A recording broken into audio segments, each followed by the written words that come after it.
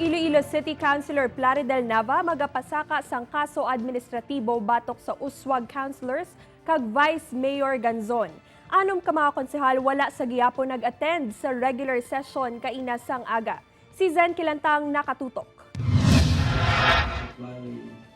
Ikaapat na nga sesyon sa Iloilo City Council nga wala sa Gihapon makatambong ang mga konsehal sang Team Uswag kag si Vice Mayor Jeffrey Ganzon. Gani nagaplano si Kagawad Plaridel Nava nga magpasaka sang kaso administratibo sa Office of the Ombudsman bangod nagapabilin sa Gihapon nga absent ang mga ini kag hindi matalakay ang mga importante nga resolusyon. Alam subong ilang motibo nga wise la diri because they are afraid. Why?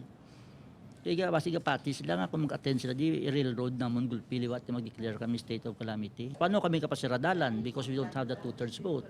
So mo na mga epekto sa absence nila subong and the people should realize that. Samtang suno kay Kagawad Love Baronda, wala pa sila may nabaton nga formal complaint na tuhoy diri. Wala pa man ko may na-receive, so kay wala pa man ko details, so hindi pa ko comment. Matandaan nga nag-boycott ang mga konsehal agud mapunggan ang deklarasyon sang state of calamity sa pagpati nga gamiton ang pondo sa eleksyon. Sunod naman sa City Department of Interior and Local Government, sarang nga maka-extend sang leave of absence ang mga konsehal kag vice-alkalde, depende sa ila intensyon. Just like career officials, na covered na sila sa CSC rules on leaves. They are entitled to 15 days leave, sick leave, 15 days vacation leave a year. Kung di mo na magamit sa subong nga tuig, accumulate na siya.